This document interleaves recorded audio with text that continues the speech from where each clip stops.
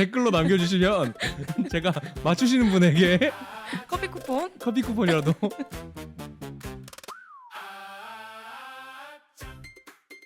네, 여러분 안녕하세요. 저는 아차북클럽의 신학생 정지원. 신학생 이민정입니다.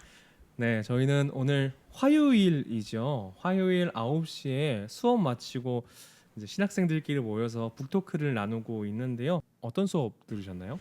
저는 오늘 아침 8시부터 오. 정말 따끈따끈하게 직전 9시까지 수업을 듣고 왔는데요. 12시간 넘게 수업을 들은 거네요? 사실 중간에 이제 우주 공강이 아. 있기는 했거든요. 제가 이번 학기에 이제 좀 도전하는 마음으로 들어보는 수업이 하나 있어요.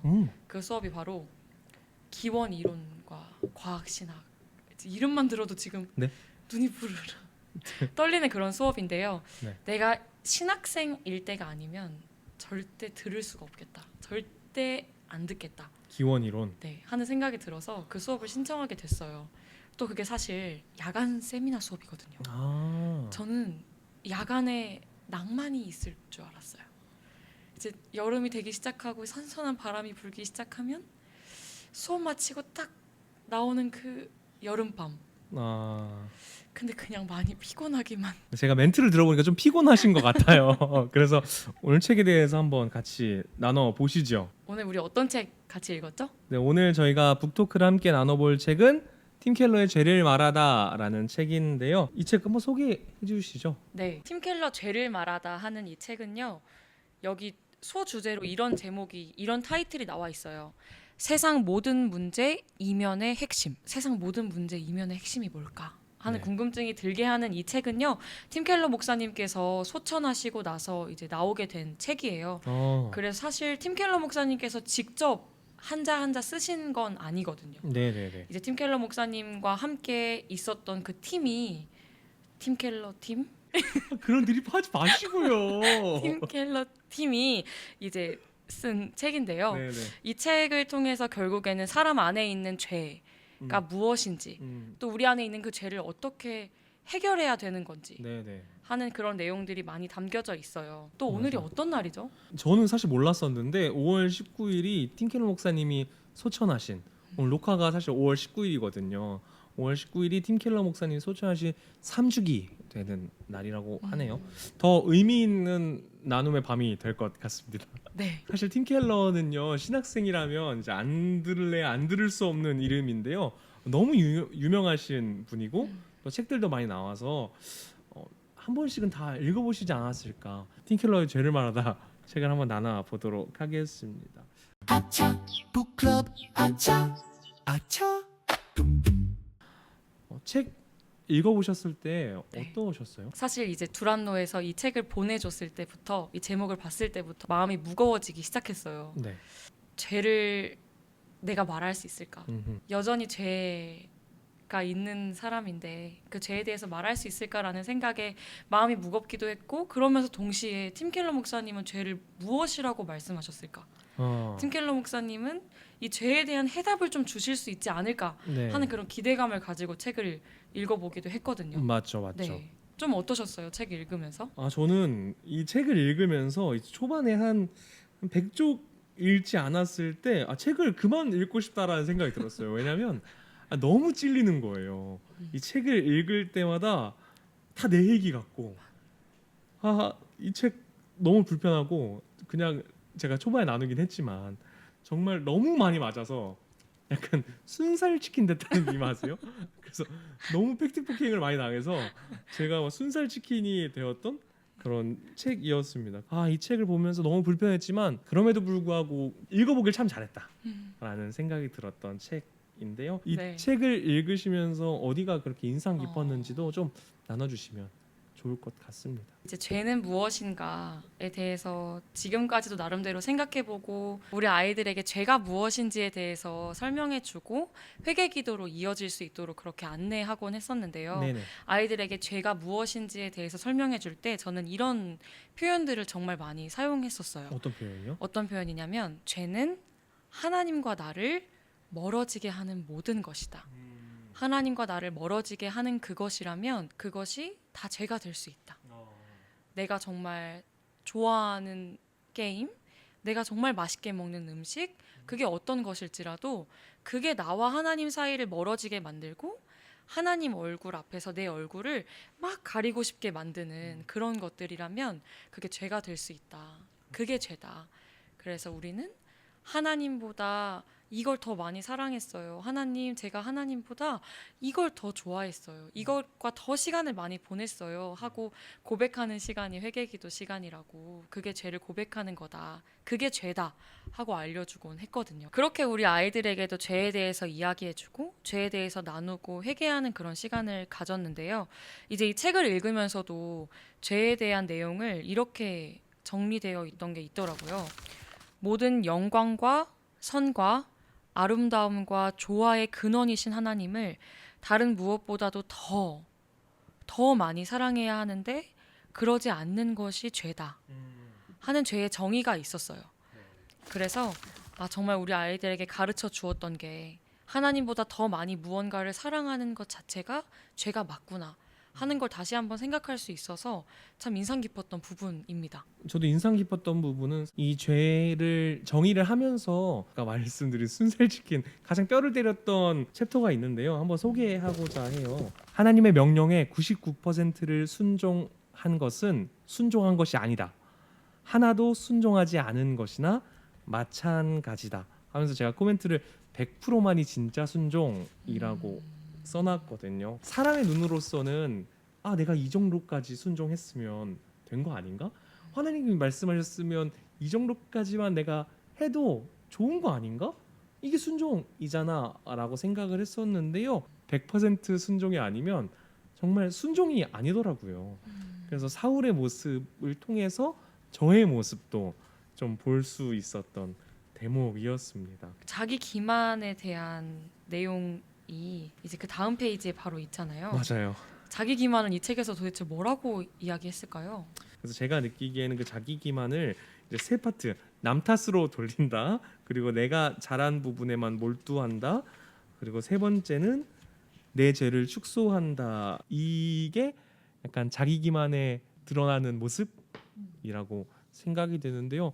저는 정말 이 세 가지 모든 게 제 안에 숨어 있음을 뼈저리게 느꼈습니다. 그래서 너무 아파가지고 책을 2시간, 3시간 더 안 읽었던 것 같아요. 잘 더 읽을 수 있었는데 좀 같이 많이 못 읽었죠. 정말 말씀해 주셨던 그 세 가지의 자기 기만, 그 깊은 죄의 뿌리들이 정말 제 안에도 있고 어쩌면 이것을 보고 있는 우리 모두에게 있는 것 같아요. 진짜 그렇죠. 정말 그렇죠. 정말 모른 척하고 외면하고 있었을 뿐이지 내 안에 들여다보면 그게 다 있을 것 같은데 그러면 그걸 그 내 안에 있는 죄의 근원들을 그냥 내버려 두면 안 되는 걸까요? 이렇게 끄집어내면 끄집어낼수록 마음이 너무 불편하고 아픈데 이걸 왜 수면 위로 드러내시는 걸까요? 왜 수면 위로 이게 드러나야 될까요? 그 대목에서 아주 좋은 그 팀킬러 목사님께서 얘기해 주신 대목을 기억이 나는데요. 수학의 법칙이라고 얘기한 부분이 있어요. 수학의 법칙은 우리가 무엇을 심든 예외 없이 적용된다. 무엇을 투자하든 을에 이자까지 붙여서 그대로 되돌아온다. 사랑하는 사람은 사랑받고 미워하는 사람은 미움받는다. 언젠가는 꼭 끊어내야 하는 부분 아닐까. 죄의 정말 노예가 되는 거잖아요. 민정 전사님은 어떻게 생각하세요?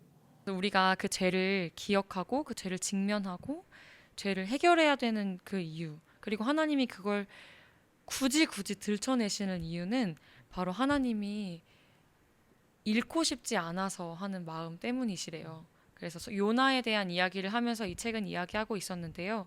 하나님이 요나를 잃지 않고 싶으셔서 요나를 통해서 그 사람들 구원하고 싶은 것도 있으셨겠지만 결국엔 요나를 잃지 않고 싶으셔서 그 요나의 죄를 깨우쳐 주시면서 또 급작스럽게 요나서가 끝나게 된다고 하더라고요. 그래서 우리 모두가 요나라는 사실, 요나처럼 죄가 있고 하나님께 불순종하는 그 요나라는 사실을 기억할 때 하나님이 우리를 잃고 싶지 않아 하시는구나. 하나님이 우리를 잃고 싶지가 않아서 우리 죄를 그냥 내버려 두지 않으시는 거구나 하는 생각을 또 해봅니다. 아차 북클럽 아차 아차 또 이 책에 이런 말들이 있었어요. 나는 죄를 그대로 둬도 괜찮다고 생각할지 모르지만 죄는 결코 당신을 그냥 두지 않는다. 아 맞죠. 이 말에서 온몸에 소름이 한번 쫙 돋았던 것 같아요. 맞아요. 그 한 문장 한 문장 쓰시는 그 어투가 참 날카롭다라고 느껴진 대목이었는데요. 저도 비슷한 그 문장으로는 처음에는 내가 죄를 낳을지 몰라도 계속해서 나중에는 죄가 당신을 낳는다라는 그 비슷한 뉘앙스의 정확한 워딩은 기억이 안 나는데 비슷한 뉘앙스의 그 문장이 저의 그 찢긴 마음을 거기에 소금 뿌리고 그렇게 했었던 꾹 기억이 누르고 나네요. 예. 아차 북클럽 아차 아차 책이 너무 좋았던 것은 첫 파트에는 이제 죄에 대한 설명들, 죄의 문제성, 위험성에 대해서 잘 이야기해 주신 거에 반해 두 번째 파트는 또 새로운 국면으로 가잖아요. 장을 정말 기가 막히게 나누셨다. 결국 죄의 문제는 어떻게 해결해야 하는가를 그 2장에서 잘 구성하셨다고 생각이 드는데요. 이 첫 번째 파트와 두 번째 파트로 나눠져 있는 책이 정말 말씀하신 대로 기가 막히게 그 완급 조절을 하셨다라는 생각이 들어요. 좀 긴밀하게 연결되어 있다고. 정말 뗄래야 뗄 수 없는 네. 그런 하나님과 우리 같은 그런 건데요. 아멘. 정말 파트 1에서 죄는 무엇인지, 죄는 나병이다, 죄는 뭐다, 죄는 뭐다, 죄는 내 안에 있다 이렇게 계속해서 절망. 그래서 하나님 저 어떡하죠? 그렇죠. 라는 이 탄식이 터져 나올 때쯤에 2부가 시작됩니다. 파트 2. 파트 2. 파트 2의 제목은 또 기가 막힌데요. 파트 2. 답 없는 죄인들의 골짜기에 빛이 임하다. 정말 우리 영혼에 빛이 임하는 것 같아요. 또 여기 있는 부제가 정말 기가 막힌데요. 네. 죄의 독성을 무력화하는 복음의 해독제라는 제목으로 2부가 시작돼요. 네. 그래서 정말 네 맞습니다 주님, 정말 답이 없습니다 주님, 저한테 답이 없는데 빛이신 주님이 이렇게 비춰주신다고 하니 조금만 더 읽어볼게요. 여기서 아. 멈출 순 없다. 은혜 받으셨군요. 네. 어떻게 우리 죄를 해결할 수 있을까 하는 정말 근원적인 질문이에요. 파트 1에서 죄가 무엇인지에서 다뤘다면 파트 2에서는 그래서 어떻게 해요? 그 죄를 우리가 어떻게 해결할 수 있을까요? 이미 우리 안에 있는 그 죄를 어떻게 하면 좋을까요? 라는 이 질문에 대해 나눠보고 싶어요. 아 좋죠. 우리 안에 있는 그 죄 어떻게 해야 될까요? 결국은 네. 예수 그리스도다. 너무 뻔하다고 생각이 들지만 뻔한 것은 무엇입니까? 클래식이죠. 정말 진리이기 때문이거든요. 어쩌면 뻔한 결말이지만 이 팀 켈러 목사님의 그 시대를 관통하는 언어들 그리고 정말 뼈를 깎는 듯한 그 문장 솜씨들이라고 생각을 했거든요. 그래서 팀 켈러 목사님께서 나눠주신 그 예수 그리스도에 대한 그 복음이 그냥 복음이 아니라 정말 현 시대를 살아가고 있는 청년들에게 많은 울림을 줄 수 있는 글이라고 생각해요. 그래서 이제 말씀해주신 대로 그 뻔한 방법들이 책에 소개가 되어 있는데요. 죄를 어떻게 해결할 수 있을지. 첫 번째 방법은 마밤 먼저 자신의 죄를 깨달아야 한다. 직면해야 하는 거죠. 네, 내 안에 있는 아까 말씀하셨던 자기 기만의 그 세 가지 것들을 모른 척하고 덮어놨다면 이제는 지금처럼 짜잔 하고 죄를 먼저 깨닫는 게 그렇죠. 가장 첫 번째라고 합니다. 대면해야 하는 거죠. 네, 두 번째는요? 두 번째는요. 두구두구두구두구두구두구 스스로에게 질문하라고 이 책은 소개하고 있어요. 스스로에게 대한 질문요. 네. 어떤 질문을 하면 좋을까요? 스스로에게 어떤 질문을 하라고 이 책은 소개하고 있냐면 나는 마음과 목숨과 힘과 뜻을 다하여 하나님을 사랑하는가? 그리고 나는 그분을 온전히 즐거워하는가? 이 질문을 정말 솔직하게 그 어떤 가면도 쓰지 않고 정말 솔직하게 이 질문을 스스로한테 던져봐야 된다고 이 책은 안내하고 있어요. 이 질문을 한번 던져본다면? 눈물이. 아 근데 맞는 말이죠. 사실 대면하고 네. 내 안에서의 그 질문들을 할 때 정말 나의 죄가 좀 한꺼풀 한꺼풀 벗겨지는 그런 이미지이지 않을까 싶네요. 그래서 이 질문 스스로에게 했어야 하는 이 질문이 결국에는 죄를 마주하고 죄를 직면하는 질문이기도 하거든요. 맞죠. 왜냐하면 이 질문 자체가 내가 하나님보다 더 많이 사랑하고 있는 게 있느냐 내가 하나님보다 더 많이 좋아하는 게 있느냐 하고 묻는 질문이기도 하기 때문인데요. 그렇죠. 우리가 결국에 죄를 깨닫고 내 안에 스스로 하나님, 제가 하나님보다 더 사랑하는 게 있었나요? 하고 질문해 봤을 때 분명 있거든요. 분명 있죠. 분명 있어서 아, 내가 죄인이구나 하는 걸 깨닫게 되는 순간이 와요. 음. 죄를 깨달을 수밖에 없는 그 날과 그때가 오는데요. 네. 오기를 축복합니다. 아멘. 자동으로 아멘 나오게 하는. 오기를 축복합니다. 그렇게 그 질문을 하고 정말 그분만을 가장 사랑하고 전적인 신뢰의 대상으로 삼게 됐을 때 우리는 참된 평안과 참된 용서를 누릴 수 있기 때문이에요. 맞습니다. 결국은 정말 나의 죄를 하나님 앞에 또 예수님 앞에 내려놓는 것 참 중요하다라는 생각이 듭니다. 맞아요. 그래서 그 마음을 다윗이 알았기 때문에 다윗도 시편에서 정말 나의 죄를 통탄하면서 고백할 수 있었던 것 같은데요. 네. 이 책에서도 다윗의 마음을 이제 알려줄 때 다윗은 하나님 앞에 나아갈 수 있었던 이유가 벌 받는 것이 두려워서가 아니라 자신이 쪼개지시는 한이 있더라도 버리지 않으실 주님을 알기 때문입니다. 하고 회개하고 고백할 수 있었다고 해요. 그래서 우리가 나의 죄를 보고 하나님 앞에 솔직하게 질문하는 걸 잘 마주했으면 좋겠다 하는 생각이 듭니다. 참 필요한데 사실 어렵잖아요. 그런데 맞아요. 나의 죄를 잘 하나님 네. 앞에 내려놓고 나아가는 그 용기 또 믿음의 결단이 있으면 참 좋겠다라는 생각이 드네요. 자, 그렇다면 오늘 저희가 나눠본 이 책 팀켈러 죄를 말하라는 어떤 분들이 읽으면 좋을까요? 저는 생각해봤는데요. 저 같은 사람들이 읽으면 참 좋겠다. 저 같은 사람들이 어떤 사람들이냐면 앞에 나서기를 두려워하지 않고 또 앞에 나가는 것을 잘 즐겼던 찬양 인도하셨던 분들이라든지 정죄하는 것은 아닙니다만은 저는 그런 마음이 있었나? 이 죄에 대해 정말 고민을 많이 해봤나라는 생각이 들어서 앞에 서시는 우리 영향력 있으신 형제 자매분들, 찬양 인도자분, 회장님이 될 수도 있겠고요. 그런 분들이 꼭 이 책을 읽고 앞에 서셨으면 좋겠다라는 생각이 듭니다. 저도 이 책을 누가 읽었으면 좋겠나 생각했을 때 이런저런 것들을 막 적어봤어요. 뭐 죄를 모르는 사람, 죄가 죄인 줄 모르고 지금 막 방황하는 사람, 뭐 이런저런 생각을 많이 하고 많이 써보다가 결국엔 나였던 것 같아요. 근데 저는 이런 코멘트를 달았는데 지난 날 어린 시절, 지금보다 더 어린 그때의 내가 읽었으면 좋겠다 하는 생각을 했었어요.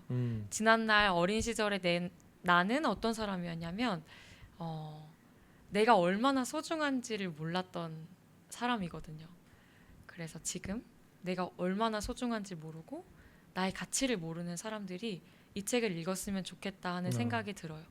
왜냐하면 죄를 알게 되는 것, 그리고 그 죄를 알게 됐을 때 한없이 절망하고 정말 나의 무가치함을 그렇게 느낄 수 있는데요.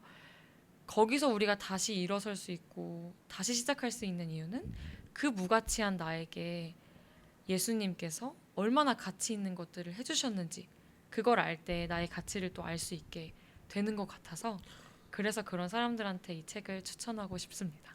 오늘 이야기 나눈 팀켈러의 죄를 말하다 책은요. 신앙 안에서 익숙함에 머물러 놓치고 있었던 우리 죄에 대한 감각들을 다시 한번 일깨워 주었던 책인 것 같습니다.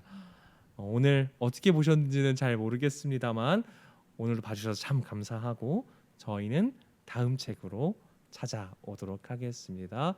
신학생 정지원 신학생 이민정이었습니다. 감사합니다. 아차 북클럽 아차 아차